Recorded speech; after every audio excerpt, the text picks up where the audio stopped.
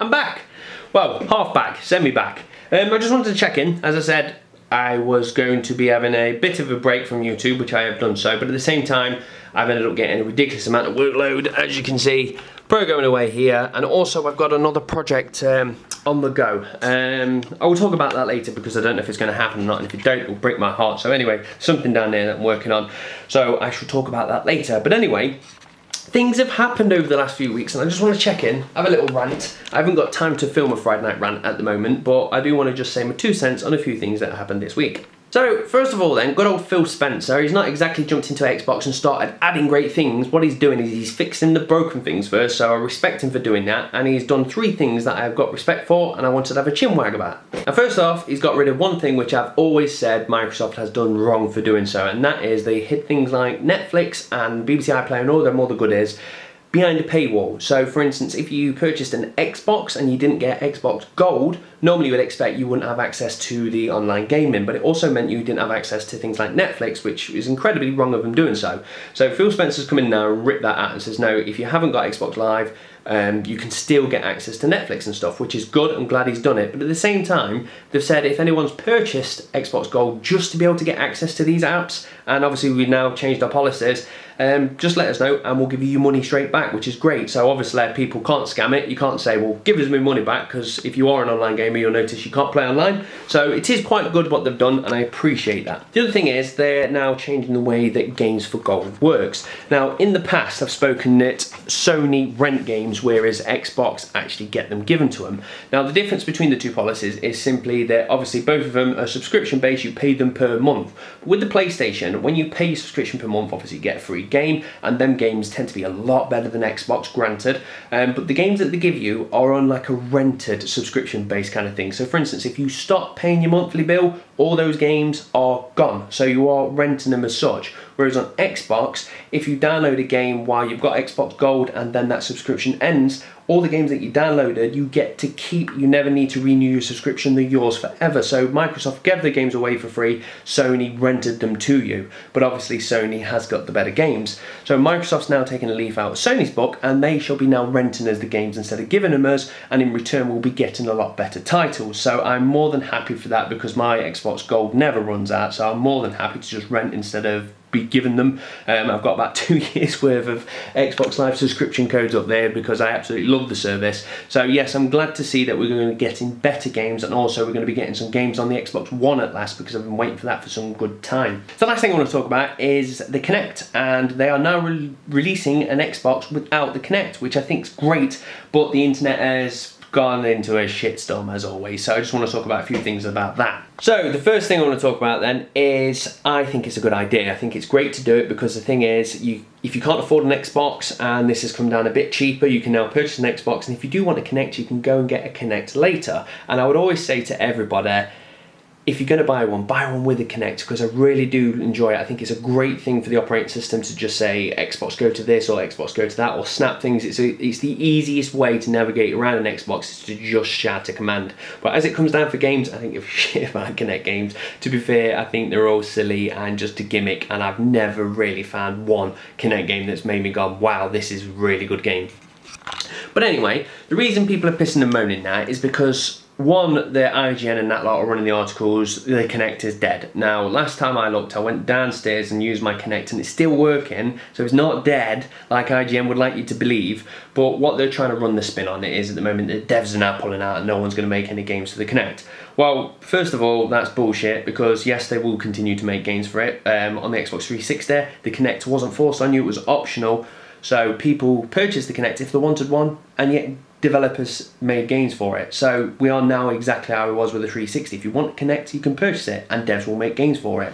Now, a few devs might pull out, granted, but I think if they do, they're idiots, because at the end of the day, yes, Microsoft was forcing Kinect on everybody, so every single Xbox sold was a potential Kinect sale. Well, that's not really the case, because I've got the Kinect, and I would have never purchased a Kinect game. So the only people that would have purchased a Kinect game are the people that like Kinect games. So it doesn't matter if you force this Kinect down their throat or not. If somebody wants to play a Kinect game, they'll go out and purchase a Kinect, no matter if it comes with a package or not. So you still got them potential people to sell your games to. So to me, it's not changed anything at all, apart from it's given people choice now for a cheaper console, and I think that's absolutely great.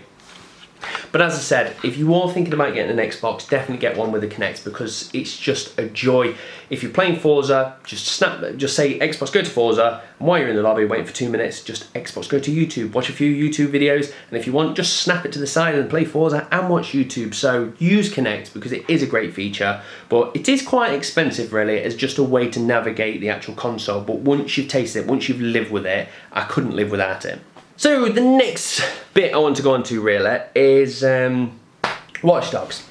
Now Watch Dogs is around the corner, and everybody for some reason talks about nothing but frames per second and resolution, which is just bollocks, as I spoke to in the past, but there's a slight problem with this. Anyway, I'll get into that in a moment. So what made me laugh is Sony turned around saying if you want to play Watch Dogs at 60 frames per second and at 1080 resolution, then you need to do it with the PlayStation, because that's the only place that you can play Watch Dogs at that resolution, at frames per second. And then they quickly took that article down because it was talking out their arse, because it doesn't run at 1080, nor does it run at 60 frames per second. So that's just the marketing team, again, just constantly on about this resolution for no fucking good reason, and actually just spoke a load of lies again. So that's a normal Sony theme at the moment. But anyway, I digress. You can tell I don't quite like it when they talk shit or say lies, because it gets around the internet quite quick. So anyway, Sony's going to be doing a higher resolution version of Watch Dogs than the Xbox, but I'm not here to debate about that. What I want to talk about is a lot of people I was reading on IGN, and as I said, IGN's a bad place to read in the first place, but some people are moaning on the internet. These are PlayStation fans in particular. They were saying, why are we not getting this at 1080, and why is this not 60 frames per second? This isn't right. I thought my hardware could do this, blah blah blah. And I just think I need to just talk a little bit about frames per second, because I don't know if everybody fully understands it, and also what they're saying is quite damaging. So first of all then, frames per second obviously is how many frames are in a second. So 30 frames per second, 30 things are in that second. That's the obvious part, that's the part that most people understand. But with a movie, 30 frames per second is simple 30 pictures, and it's as easy as that, and it's quite nice for movies. For games, it gets a lot more complicated, because every single picture is not just a picture. Every frame is actually a calculation. So if you're dropping a ball, for instance, the ball drops on the floor and it bounces along. Every single frame is a calculation. As it hits, it works out its speed, its trajectory, its torque, its spin, everything. All of these are being calculated 30 times every single second. So a lot of things are happening. Now, what happens from then is if you get a very complex game, it becomes very taxing on the actual machine. So for instance, let's take the Xbox One then. So as we know, it's not as powerful as the PlayStation, but the Xbox is running at 1080, 60 frames per second on Forza, but then you take something like Second Son on the PlayStation, that doesn't run at 60 frames per second, it only runs around about 30.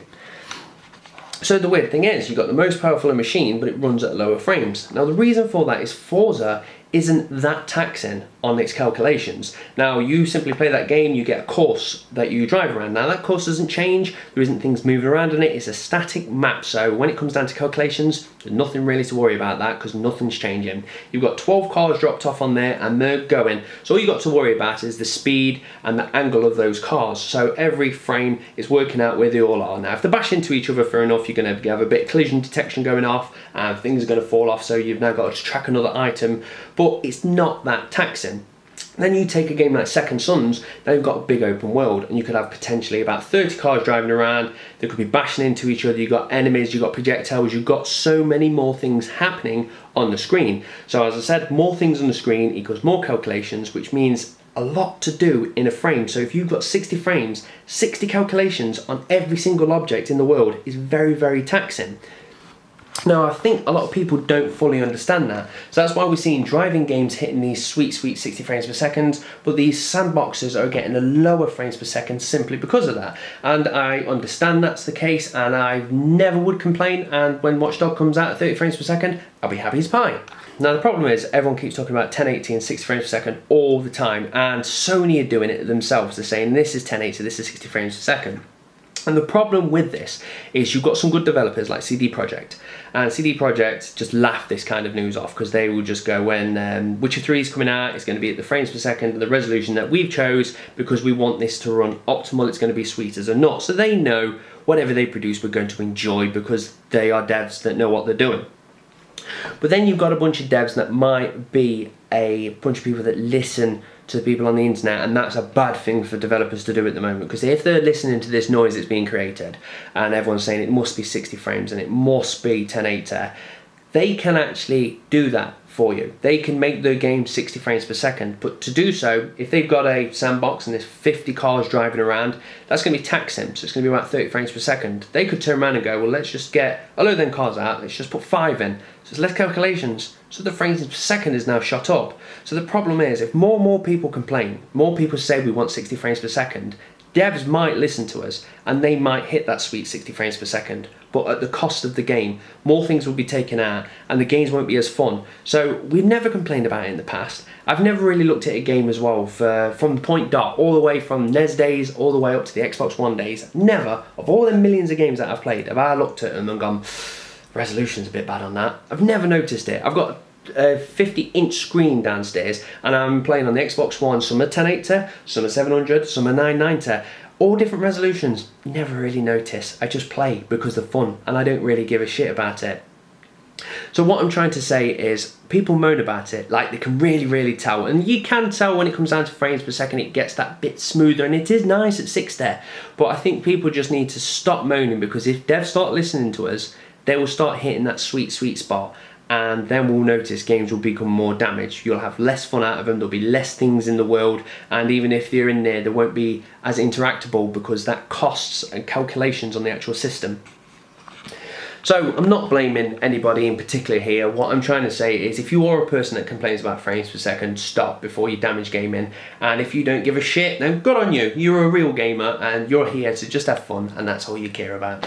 So that's me done and dusted, guys. As I said, there's a thing down there which in a week or so I'll know more about, and when I do, I'll have a chinwag, and if it all goes through, it does mean probably a lot more vlogs.